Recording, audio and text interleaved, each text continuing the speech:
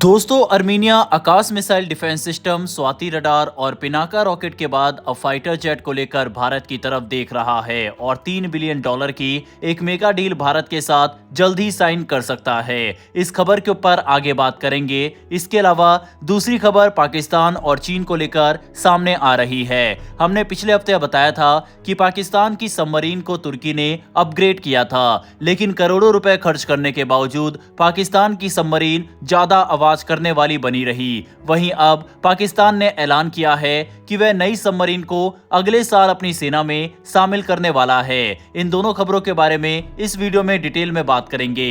पहले बात करते हैं अर्मीनिया की। दुनिया की बदलती जियोपॉलिटिक्स में अब एक और बड़ा मोड़ आया है और इस बार केंद्र में है अर्मीनिया, जो अब रूस से हटकर भारत की ओर रुख कर रहा है। खबर है कि अर्मीनिया अब अपने वायुसेना के लिए भारत से 8 से 12 उन्नत Su-30 MKI लड़ाकू विमान खरीदने की तैयारी में है। ये सौदा लगभग $3 अरब का बताया जा रहा है और अगर ये होता है तो ये भारत की रक्षा निर्यात क्षमता के लिए एक ऐतिहासिक कदम साबित होगा। दरअसल अर्मीनिया लंबे समय से रूस पर अपने रक्षा उपकरणों के लिए निर्भर रहा है। साल 2019 में उसने रूस से 4 Su-30 SM फाइटर जेट खरीदे थे, लेकिन जब उसने 8 और जेट्स का ऑर्डर दिया तो रूस की यूक्रेन युद्ध और पश्चिमी प्रतिबंधों की वजह से वो डिलीवरी आज तक अटकी पड़ी है। रूस के इरकुत्स्क एविएशन प्लांट में प्रोडक्शन ठप है और अब मॉस्को अपनी वादा खिलाफी के लिए अर्मीनिया के निशाने पर है। ऐसे में अर्मीनिया ने भरोसेमंद साथी की तलाश शुरू की और उसकी नजर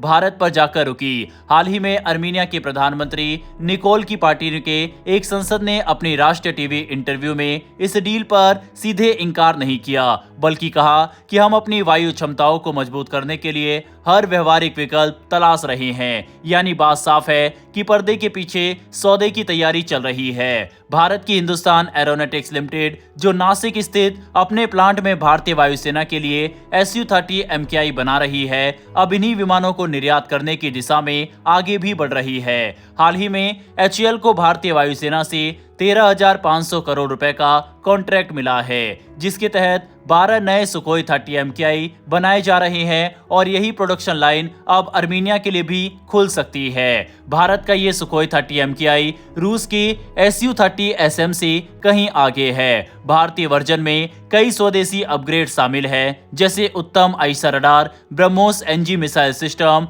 और एडवांस इलेक्ट्रॉनिक वारफेयर सूट, जो इसे एक multi role air superiority jet बनाता है। जबकि रूस का Su-30 SM पुराने N001VE रडार और सीमित इलेक्ट्रॉनिक सिस्टम पर चलता है। दोनों जेट्स का मुकाबला देखें तो भारत का MKI न सिर्फ ज्यादा आधुनिक है, बल्कि इसका कॉम्बैट रेडियस 1600 किलोमीटर तक जाता है। यानी ये दुश्मन की सीमा के अंदर जाकर हमला कर सकता है और सुरक्षित लौट भी सकता है। इसके अलावा ये 8 टन तक हथियार ले जा सकता है, जिसमें हवा से हवा और हवा से जमीन तक मार करने वाली मिसाइलें शामिल है। अब सवाल उठता है कि अर्मीनिया को इतनी जल्दी ये जेट क्यों चाहिए? इसका जवाब छिपा है 2020 की नागर्नो काराबाग जंग में। उस जंग में अर्मीनिया को भारी हार झेलनी पड़ी थी, क्योंकि अजरबैजान ने तुर्की के बैरक्टर TB2 ड्रोन और पाकिस्तान के बनाए JF-17 thunder block 3 fighter jets का इस्तेमाल किया था। इन आधुनिक हथियारों ने अर्मीनिया की वायुसेना को लगभग निष्क्रिय बना दिया था।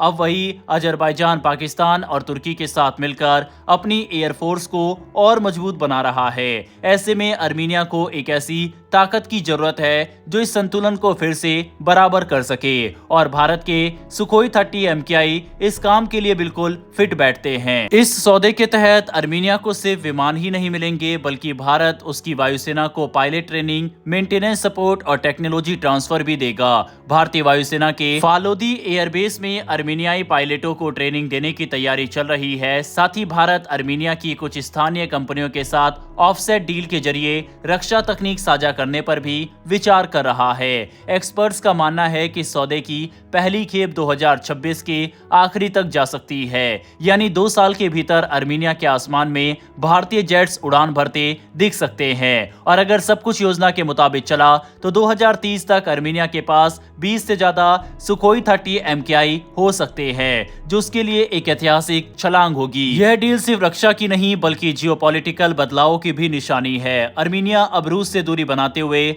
भारत को एक न्यूट्रल पावर के रूप में देख रहा है। भारत ना तो रूस की तरह दबाव डालता है और ना पश्चिम की तरह शर्तें रखता है। हाल के वर्षों में दोनों देशों के बीच आकाश मिसाइल डिफेंस सिस्टम की डिलीवरी और संयुक्त सैन्य अभ्यासों ने उनके रिश्तों को और मजबूत किया है। येरवैन के एक रक्षा विश्लेषण ने सही कहा, ये रूस को छोड़ना नहीं है, ये परिस्थितियों के मुताबिक ढलना है। रूस अब भरोसेमंद नहीं रहा और भारत उस खाली जगह को बिना किसी शर्त के भर रहा है। कुल मिलाकर अगर ये सौदा तय हो जाता है तो ये भारत के लिए रक्षा निर्यात के क्षेत्र में एक और बड़ी जीत होगी और आर्मीनिया के लिए एक नई सुरक्षा कवच। वहीं पाकिस्तान और अजरबैजान की जोड़ी के लिए ये एक स्पष्ट संदेश होगा कि अब दक्षिण कॉकेसस के आसमान में भी भारत का असर बढ़ चुका है। चलिए अब बात करते हैं पाकिस्तान की। पाकिस्तान एक बार फिर चीन की मदद से अपनी नौसैनिक ताकत बढ़ाने की कोशिश में है। पाकिस्तान नेवी ने ऐलान किया है कि वो 2026 तक अपने नए हैंगोर क्लास पनडुब्बियों को अरब सागर में तैनात करने जा रही है। ये पनडुब्बियां चीन के साथ मिलकर बनाई जा रही है और इनका मकसद है भारत के सामने समुद्री क्षेत्र में अपनी डिटरेंस यानी रोकथाम क्षमता को मजबूत करना। लेकिन सवाल यह है कि क्या इन सब कोशिशों के बावजूद पाकिस्तान भारत की समुद्री ताकत का मुकाबला कर पाएगा? दरअसल पाकिस्तान और चीन के बीच 2015 में करीब $5 अरब का समझौता हुआ था, जिसके तहत चीन पाकिस्तान को 8 हैंगोर क्लास डीजल इलेक्ट्रिक पनडुब्बियां बना कर देगा। इनमें से कुछ चीन में और बाकी पाकिस्तान में असेंबल की जाएंगी। पहली पनडुब्बी अप्रैल 2024 में चीन में लॉन्च की गई थी और अब बताया जा रहा है कि दूसरी और तीसरी पनडुब्बियां 2025 तक तैयार हो जाएंगी। Pakistan navy chief admiral Naveed Ashraf के मुताबिक ये प्रोजेक्ट तय समय पर चल रहा है और 2026 तक इसका पहला बैच ऑपरेशनल हो जाएगा। इन पनडुब्बियों में एयर इंडिपेंडेंट प्रोपल्सन सिस्टम यानी AIP लगा है, जिससे ये लंबे समय तक पानी के अंदर रह सकती है। इसका फायदा ये होगा कि पाकिस्तान बिना सतह पर आए दुश्मन की नजर से बचकर निगरानी और हमला दोनों कर सकेगा। पाकिस्तान का दावा है कि ये पनडुब्बियां न सिर्फ उसके समुद्री इलाकों की सुरक्षा करेंगी बल्कि CPEC यानी चाइना पाकिस्तान इकोनॉमिक कॉरिडोर से जुड़े समुद्री रास्ते की भी रक्षा करेंगी। चीन की मदद पाकिस्तान को सिर्फ समुद्र में ही नहीं बल्कि जमीन और हवा में भी मिल रही है। सिपरी की रिपोर्ट के मुताबिक 2020 से 2024 के बीच पाकिस्तान के 81% हथियार चीन से आए हैं। हवा में चीन ने पाकिस्तान को JF-17 थंडर फाइटर जेट दिया, जो अब पाकिस्तान एयरफोर्स की रीढ़ बन चुका है। जमीन पर VT-4 टैंक पाकिस्तान की बख्तरबंद रेजिमेंट में शामिल किए गए हैं, जिनमें एडवांस फायर कंट्रोल सिस्टम और बेहतर मोबिलिटी है। अब समुद्र में भी चीन ने पाकिस्तान को टाइप 054 AP फ्रिगेट्स दिए हैं, जो पाकिस्तानी नेवी के 4 जहाजों के रूप में पहले से ही सेवा में है। इन सब के साथ पाकिस्तान ये दिखाना चाहता है कि वो भी अरब सागर में एक बड़ी ताकत बन रहा है, लेकिन हकीकत कुछ और है, क्योंकि भारत की नौसैनिक ताकत इस पूरे क्षेत्र में बेजोड़ है। भारतीय नौसेना के पास 2 एयरक्राफ्ट कैरियर्स INS विक्रमादित्य और स्वदेशी INS विक्रांत है, जो मिलकर हिंद महासागर में भारत को विशाल ऑपरेशनल बढ़त देते हैं। इसके अलावा भारत के पास 6 कलवरी क्लास पनडुब्बियां हैं और INS अरिहंत जैसी nuclear ballistic missile submarine Bharat की स्ट्रेटेजिक क्षमता को और भी मजबूत बनाती है। सतह पर भारत के पास कोलकाता क्लास जैसे आधुनिक डिस्ट्रॉयर्स और ब्रह्मोस सुपरसोनिक मिसाइलों से लैस फ्रिगेट्स हैं, जो किसी भी खतरे को मिनटों में जवाब देने में सक्षम है। यही वजह है कि भारत की नेवी का दबदबा न सिर्फ अरब सागर बल्कि पूरे हिंद महासागर क्षेत्र में कायम है। पाकिस्तान अब अपनी कमजोरियों को छिपाने के लिए चीन के साथ ब्लू इकोनॉमी और टेक्नोलॉजी ट्रांसफर की बातें कर रहा है, लेकिन सच्चाई यही है कि इन सब दिखावे के बावजूद पाकिस्तान की नौसेना चीन पर पूरी तरह निर्भर है। वहीं भारत अपनी स्वदेशी रक्षा उत्पादन रणनीतिक सोच और